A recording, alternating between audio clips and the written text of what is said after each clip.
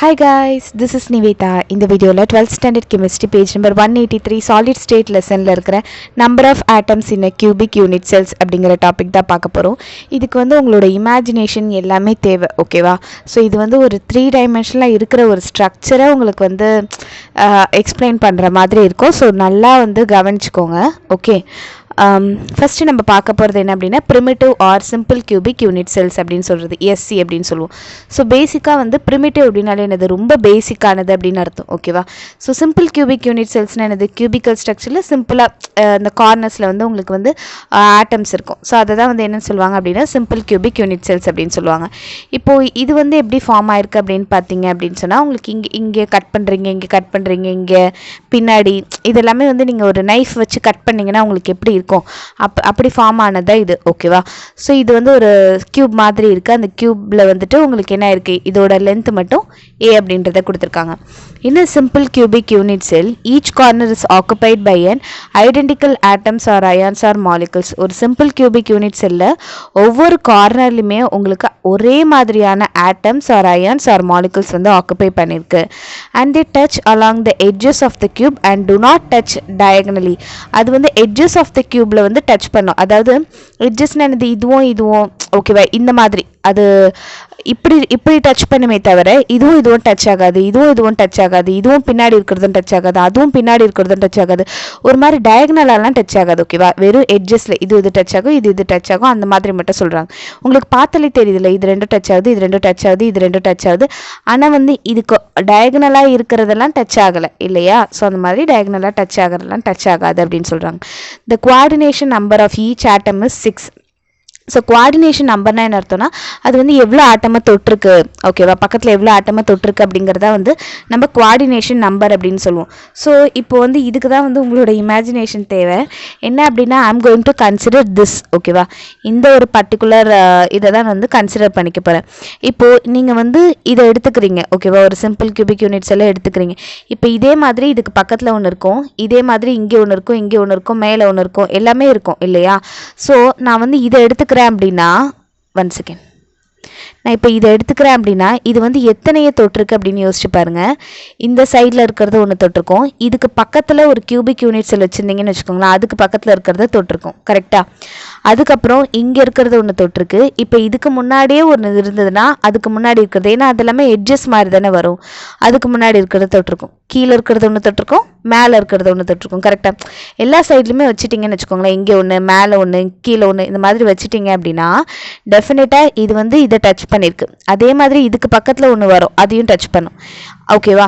அதுக்கப்புறம் இது வந்து இந்த சைடில் இருக்கிறத டச் பண்ணியிருக்கு. அப்போ டெஃபினட்டாக இதுக்கு முன்னாடி இருக்கிறது ஒன்றையும் டச் பண்ணும். இதுக்கு முன்னாடி ஒன்று இருக்கும், அது எப்படி, ஓகே, இப்படி போட்டுக்கிறேன், இதுக்கு முன்னாடி இருக்கிறது கீழே இருக்கிறத டச் பண்ணியிருக்கு. அப்போ அதே மாதிரி மேலே இருக்கிறது ஒன்று டச் பண்ணோம்ல, மேலே இதே மாதிரி ஒரு ரவுண்ட் ஷேப்பில் இருந்ததுன்னா, ஓகே, எனக்கு அது இன்னும் இப்படி 3 டைமென்ஷனலாக சொல்கிறதுன்னு தெரியல.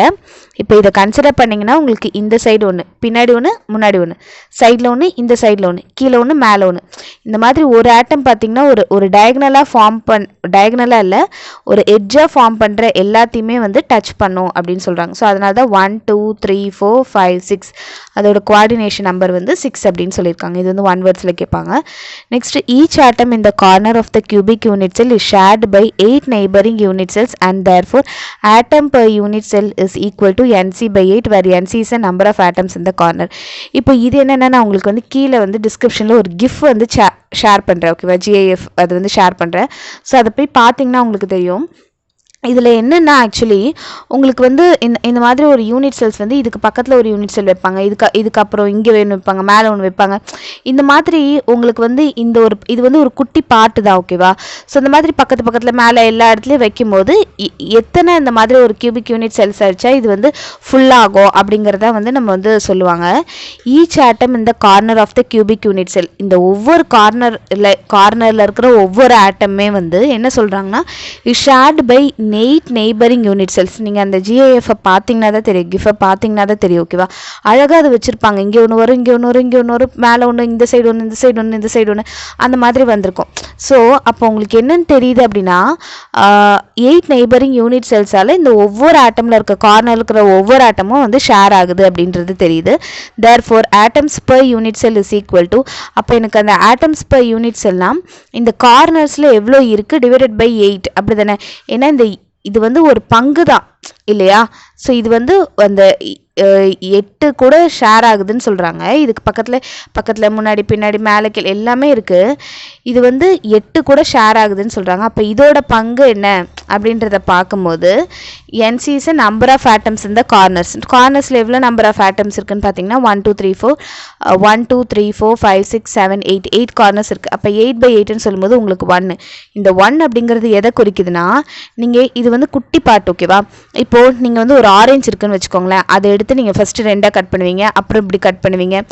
அது வந்து நீங்கள் 8 துண்டை வர மாதிரி கட் பண்ணிட்டீங்கன்னு வச்சுக்கோங்களேன் ஆரஞ்சை. அதுக்கப்புறம் நீங்கள் அந்த ஒவ்வொரு துண்டையும் வந்து இங்கே பிளேஸ் பண்ணீங்க அப்படின்னா அப்படி கிடைக்கும் உங்களுக்கு இது. ஓகேவா, என்ன சொல்ல வராங்கன்னா, முதல்ல வந்து அவங்க சொல்கிறது வந்து ஒவ்வொரு கார்னருமே வந்து 8ஆல் ஷேர் ஆகிருக்கும் அப்படின்னு சொல்லிட்டாங்க. ஓகே, இப்போ கடைசியில் ஈக்குவல் டு 1ன்னு வந்தது எதை குறிக்குது அப்படின்னா, இது வந்து ஒரு முழு ஆட்டம் இருக்குது. இது ஃபுல்லாகவே வந்து உங்களுக்கு ஒரு முழு ஆட்டம் அப்படின்னு சொல்கிறாங்க. விச் மீன்ஸ் என்ன அர்த்தம்னா, இப்போ நீங்கள் வந்து இதையும் இதுக்கு பக்கத்தில் இருக்கிறது இதையும் இதுக்கு மேலே இருக்கிறது இது எல்லாத்தையுமே வந்து ஒன்றா சேர்த்திங்கன்னு வச்சுக்கோங்களேன், உங்களுக்கு ஒரே ஒரு சர்க்கிள் மட்டும் தான் ஃபார்ம் ஆகும். ஓகேவா, உங்களுக்கு எவ்வளோ புரியுதுன்னு எனக்கு தெரியல. பட் ஸ்டில் இது எல்லாத்தையுமே நீங்கள் சேர்த்திங்கன்னா உங்களுக்கு ஒரே ஒரு ஃபுல் உருண்டை ஃபார்ம் ஆகும், ஒரே ஒரு ஃபுல் ஸ்பியர் ஃபார்ம் ஆகும். அதை தான் வந்து நம்பர் ஆஃப் ஆட்டம்ஸ் இந்த சிம்பிள் கியூபிக் யூனிட் செல் வந்து 1ன்னு சொல்கிறாங்க. இப்போ இதே வந்து பாடி சென்டர்னு வச்சுக்கோங்களேன். உங்களுக்கு பாடி சென்டரில் என்ன ஆகும்னா, உள்ளுக்குள்ளே ஒன்று இருக்குது, அப்போ ஃபுல் ஆட்டம் ஒன்று இருக்கும். கார்னர்ஸ் எல்லாமே சேர்ந்து நான் இப்போ 1ன்னு சொன்னேன்ல, இங்கே இருக்கிற மாதிரி 1ன்னு சொன்னேன்ல, இப்போ 1 + 1 உங்களுக்கு என்ன ஆகிடும்னா 2 ஆட்டம்ஸ் இருக்குன்னு வரும். Hope you understood. ஓகேவா, ஸோ இதில் வந்து எத்தனை நம்பர் ஆஃப் ஆட்டம்ஸ் இருக்குன்னு மொத்தமாக பார்க்கும்போது உள்ளுக்குள்ளே 1 இருக்குது. கார்னர்ஸ் எல்லாத்தையுமே ஒன்றா சேர்த்திங்கன்னா உங்களுக்கு ஒரு ஸ்பியர் வரும். ஸோ டோட்டலாக வந்து 2 இருக்குது அப்படின்ற மாதிரி வரும். அது எப்படி வருதுன்னு பார்க்கலாம். பாடி சென்டர்ட் கியூபிக் யூனிட் செல்னா என்னது, அந்த டோட்டலுக்குமே வந்து ஒரு பாடியில் ஒரே ஒரு சென்டரில் இருக்குது.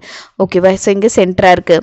இதில் வந்து உங்களுக்கு கொடுத்துருக்காங்க பாருங்கள் இந்த மாதிரி. லைக் இதை என்ன பண்ணியிருக்காங்க அப்படின்னா, இந்த சைடில் கட் பண்ணிங்கன்னா எப்படி வரும் அந்த வேல்யூ இங்கே கொடுத்துருக்காங்க.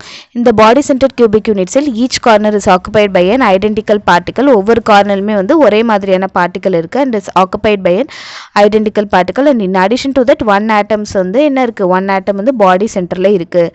Those atom which occupy the corner do not touch each other. முன்னாடியாவது இங்கே எட்ஜஸில் வந்து டச் ஆகும்னு சொன்னாங்க. இப்போ வந்து இது எது கூடயுமே டச் ஆகாதுன்னு சொல்கிறாங்க. this atom which occupy the corners do not touch each other. However they all touch the one that occupies the body center. ஆனால் இது எல்லாமே இந்த கார்னருக்குள்ள எல்லாமே என்ன ஆகும்னா இந்த பாடி சென்டரை டச் பண்ணியிருக்கோம் அப்படின்னு சொல்கிறாங்க. அப்போ என்னன்னு தெரியுது, each atom is surrounded by 8 nearest neighbors. அப்போ அது கோஆர்டினேஷன் நம்பர் 8ன்னு சொல்லலாமா. ஏன்னா இப்போ இந்த ஒரு ஆட்டம்னு எடுத்துக்கிட்டிங்கன்னா இதை சுற்றி வந்து உங்களுக்கு என்ன இருக்குது, 8 இருக்கிற மாதிரி வரும். அப்போ அதை சுற்றி 8 நெய்பர்ஹுட் இருக்குது அண்ட் த கோஆர்டினேஷன் நம்பர் வந்து 8ன்னு சொல்லலாம். an atom present at the body center belong to only to the particular unit cell that is unshared by other unit cell. ஒரு ஆட்டம் வந்து present at the body center, ஏதோ ஒரு ஆட்டம் வந்து என்ன இருக்குது பாடி சென்டரில் வந்து ப்ரெசென்ட் ஆயிருக்கு அப்படின்னா belongs to only the particular unit cell. அது வந்து எதுக்குமே சொந்தம் கிடையாது. ஓகேவா, அதுக்கு மட்டும்தான் சொந்தம். இப்போ இதெல்லாமே பார்த்தீங்க அப்படின்னு சொன்னால் இதெல்லாமே அங்கே முன்னாடி பின்னாடி அதில் எல்லாத்தோட ஒரு பார்ட்டுன்னு சொல்லலாம். பட் ஆனால் அந்த உள்ளுக்குள்ளே இருக்கிறது வந்து அதுக்கு மட்டும் தான் சொந்தம். அது வந்து வேறு எந்த யூனிட் செல்லு கூடயுமே வந்து ஷேர் ஆகிருக்காது. அப்போ நம்பர் ஆஃப் ஆட்டம்ஸ்ன்னு நம்ம கண்டுபிடிக்கும் போது நம்ம ஏற்கனவே என்ன சொன்னோம்னா கார்னர்ஸ் டிவைடட் பை 8. ஏன்னா வந்து ஒவ்வொன்றுமே வந்து 8ல் ஒரு பங்கு அந்த மாதிரி வரும். ஓகேவா, அப்போ 8 NC/8 ப்ளஸ் NB/1னா அது வந்து எது கூடயுமே ஷேர் ஆகலை. ஓகேவா, இதில் இருக்க ஒவ்வொன்றுமே வந்து 8 கூட ஷேர் ஆயிருந்தது. உள்ளுக்குள்ளே இருக்கிறது ஒன்றுத்துக்கு கூட, அதாவது அது மட்டும்தான் இருக்குது. அதனால் by1ன்னு வச்சுக்கிறாங்க. ஸோ டோட்டலாக வந்து கார்னர்ஸில் எத்தனை இருக்குது, 8. ஸோ 8/8 + 1/1ன்னு சொல்லும்போது ஏன்னா நம்பர் ஆஃப் ஆட்டம்ஸ் இந்த பாடி சென்டர்னு சொன்னால் 1. இப்போ 1/1 கேன்சல் பண்ணிங்கன்னா 1 + 1 which is equal to 2 அப்படிங்கிறது வருது. ஓகேவா? இப்போ நம்ம என்ன பார்க்க போகிறோம்னா ஃபேஸ் சென்டர் பார்க்க போகிறோம்.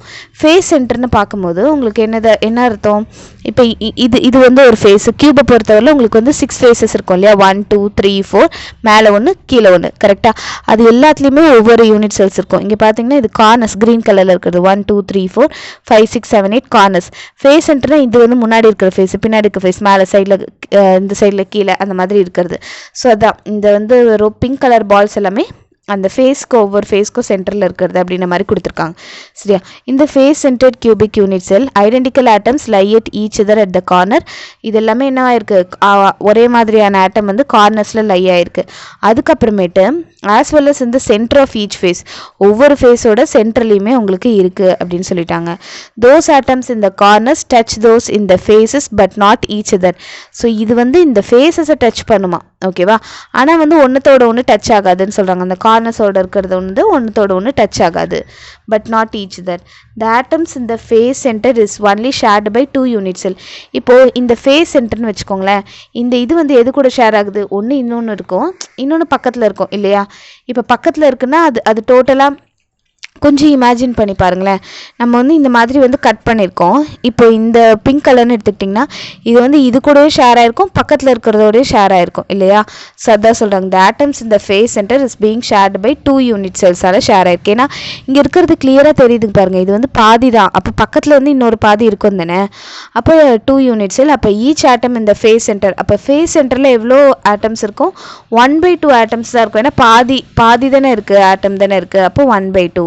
அப்போ நம்பர் ஆஃப் ஆட்டம்ஸ் இந்த face centred cubic unit cells சொல்லும்போது முதல்ல நீங்கள் கார்னர்ஸை பேஸ் பண்ணி வரும்போது NC/8ன்னு வரும், ப்ளஸ் ஃபேஸ் சென்டர்னா NF/2ன்னு வரும். ஏன்னா வந்து நீங்கள் 2 சொல்கிறீங்க, ஓகேவா? விச் இஸ் ஷேர்டு பை 2 இதால் ஷேர் ஆயிருக்கு. அப்போ NF/2. டோட்டலாக எத்தனை ஃபேஸ் இருக்குது? 1 2 3 4 சைடு இருக்கும், மேலே கீழே இருக்கும். அதனால் வந்து ஃபேஸ்ன்னு சொல்லும்போது 6/2 கேன்சல் பண்ணிங்கன்னா 8/8ன்னா 1, 6/2னா 3. ஸோ ரெண்டுத்தையும் ஆட் பண்ணிங்கன்னா 4. அப்போது இதில் வந்து டோட்டலாக இருக்கக்கூடிய ஒரு ஆட்டம்ஸ் எத்தனை அப்படின்னு பார்த்தீங்கன்னா 4 ஆட்டம்ஸ் இருக்குது அப்படின்னு சொல்கிறாங்க. இதில் கீழே கொடுத்துருக்காங்க பாருங்கள், drawing a crystal lattice on a paper is not an easy task. The constituent in the unit cells, அந்த கான்ஸ்டிடியூவன்ட்னா என்னது? இந்த ஒவ்வொரு பால்ஸுமே வந்து touch each other and forms a 3-dimensional network form பண்ணும். This can be simplified by drawing crystal structure with the help of the small circles PS corresponding constituent particles and connecting neighboring particles using a straight line. அதை வந்து நம்ம சும்மா வந்து small circle மாதிரி போட்டுக்கலாம் அப்படின்னு சொல்கிறாங்க. அது வந்து 3 டைமென்ஷனில் காட்டுறது கஷ்டம், அதனால் நீங்கள் ஸ்மால் சர்க்கிளாக கூட போட்டுக்கலாம் அப்படின்னு சொல்கிறாங்க. அதுக்கப்புறம் இந்த கான்ஸ்டிடியூவன்ட் எல்லாமே எது கூடலாம் வந்து லைக் அட்டாச் ஆகிருக்கு அப்படிங்கிறது வந்து சும்மா அந்த கோடு மாதிரி போட்டு காட்டினா போதும் அப்படின்னு சொல்லியிருக்காங்க.